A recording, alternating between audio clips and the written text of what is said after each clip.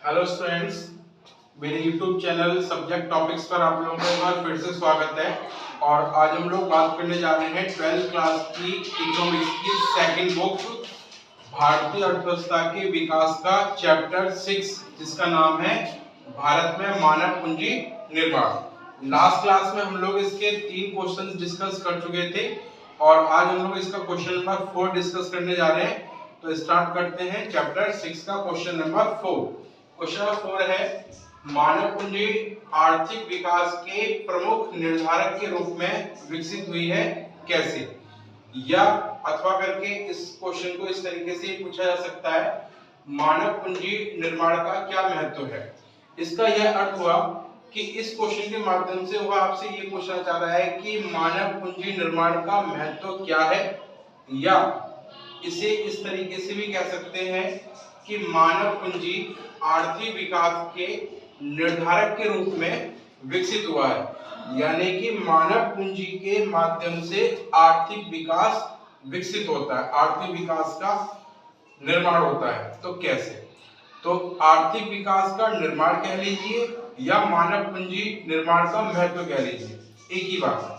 तो इसका आंसर होगा हमारा आंसर नंबर 4, मानव पूंजी आर्थिक विकास के प्रमुख निर्धारक के रूप में विकसित हुई है, जो मानव पूंजी निर्माण के महत्व को बताती है। यानी मानव पूंजी जो है वो आर्थिक विकास को दिखाती है। मानव पूंजी के माध्यम से आर्थिक विकास का निर्धारण होता है और यह मानव पूंजी निर्माण के महत्व को बताता है। क्या? आर्थिक विकास का होना ही, कि मानव पूंजी के माध्यम से आर्थिक विकास हो रहा है, यही इसका मानव पूंजी का महत्व है। तो ये कैसे कैसे पता चलता है हमको? इसका फर्स्ट पॉइंट है, समृद्धि के भावात्मक तथा भौतिक वातावरण में परिवर्तन। मानव पूंजी निर्माण के कारण समृद्धि के भावात्मक तथा भौतिक वातावरण में परिवर्तन होता है। जैसे जैसे लोगों के आचार व्यवहार तथा उनकी आकांक्षाएं विकास परक बनती हैं, वैसे वैसे उनका भावात्मक वातावरण विकास के अनुकूल हो जाता है, वह भौतिक वातावरण समृद्धि में सहायक होता है। इसका यह अर्थ हुआ कि मानव पूंजी निर्माण के माध्यम से समृद्धि का भावात्मक और भौतिक वातावरण में परिवर्तन होता है। यानी समृद्धि का मतलब होता है उत्पादन में वृद्धि, उत्पादन में वृद्धि को ही समृद्धि कहते हैं। और भावात्मक का मतलब होता है भावना, यानी काम करने की इच्छा।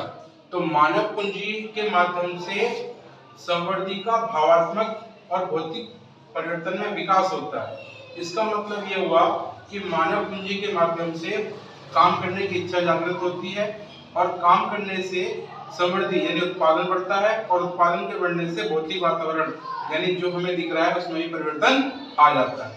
तो इसका यह अर्थ हुआ कि मानव पूंजी के कारण समृद्धि के भावात्मक तथा भौतिक वातावरण में परिवर्तन होता है और जैसे जैसे लोगों के आचार व्यवहार तथा उनकी आकांक्षाएं विकास पर बनती है, यानी कि लोगों की सोच जैसे जैसे विकास करने की होती है, वैसे वैसे उनका भावनात्मक वातावरण जो है वो विकास के अनुकूल हो जाता है। मतलब वो हर कार्य जो है विकास के हिसाब से देखते हैं और करते हैं। इस तरीके से भौतिक वातावरण समृद्धि में सहायक होता है। सेकंड पॉइंट है भौतिक पूंजी की उच्च उत्पादकता। इसका अर्थ हुआ मानव पूंजी निर्माण भौतिक पूंजी की उत्पादकता में वृद्धि करता है।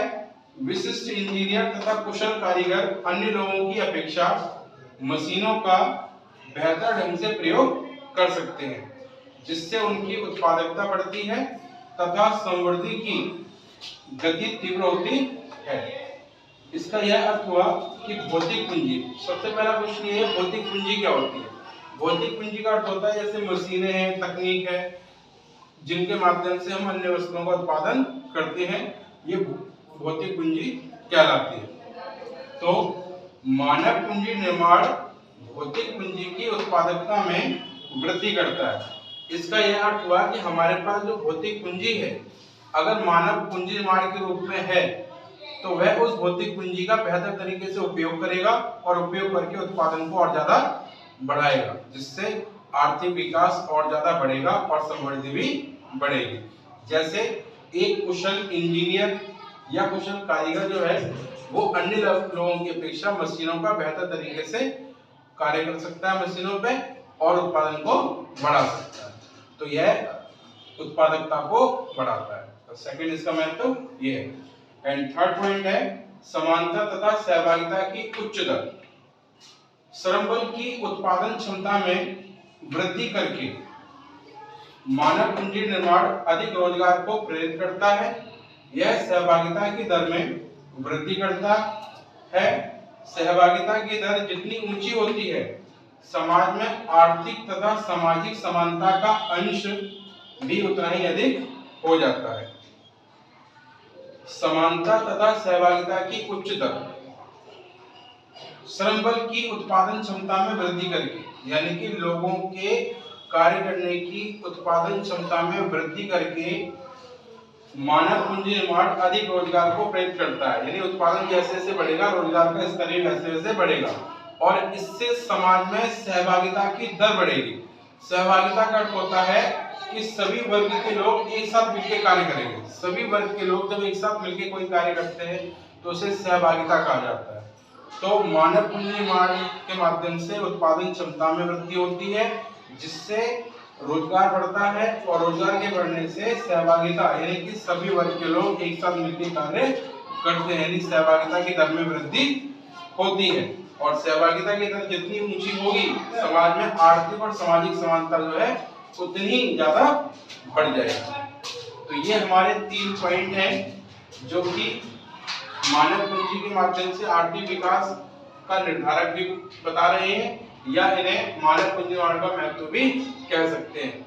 तो पहला पॉइंट था इसमें जिसने बताया कि किस तरीके से मानव पूंजी के बढ़ने से उत्पादन बढ़ेगा और उत्पादन के बढ़ने से समृद्धि और आर्थिक विकास दोनों ही होंगे। तो इस तरीके से ये कहा जा सकता है कि मानव पूंजी निर्माण समृद्धि की प्रक्रिया को तेज करता है और समृद्धि मानव पूंजी निर्माण की प्रक्रिया को तीव्र करती है। यानी मानव पूंजी जो है वो उत्पादन को बढ़ाएगा तो उत्पादन भी बदले में मानव पूंजी को बढ़ाएगा। यानी कि उत्पादन जैसे जैसे बढ़ेगा तो उत्पादन और बढ़ाने के लिए मानव पूंजी को और क्रिएट किया जाएगा जिससे उत्पादन और तेजी से बढ़ेगा। तो ये था हमारा क्वेश्चन नंबर 4 जिसके अंदर हमने मानव पूंजी निर्माण का महत्व के बारे में पढ़ा, जिसका फर्स्ट पॉइंट था समृद्धि के भावात्मक तथा भौतिक वातावरण परिवर्तन। सेकंड पॉइंट था भौतिक पूंजी की उच्च उत्पादकता एंड थर्ड पॉइंट था समानता तथा सहभागिता की उच्च दर। और इसके बाद इसमें यूज होने वाले कुछ वर्ड्स समृद्धि, भावात्मक, भौतिक पूंजी और सहभागिता, इसके मैंने आपको सामान्य मीनिंग बताए हैं कि इसका सामान्य भाषा में क्या अर्थ होता है। तो ये था आज हमारा टॉपिक। आप लोग इसको अच्छे से पढ़ें और इसको अच्छे से स्टडी करके इसको एक बार राइटिंग स्किल करें अपने आप से, ताकि आपको ये पता चले कि आप इसको कितना बेहतर तरीके से लिख पा रहे हैं। और आप लोग अपने फ्रेंड्स में इस वीडियो को शेयर करें ताकि वो लोग भी अच्छे से तैयारी कर सकें। और कोई भी डाउट हो तो आप लोग मुझे कमेंट करके पूछ सकते हैं। Thank you guys.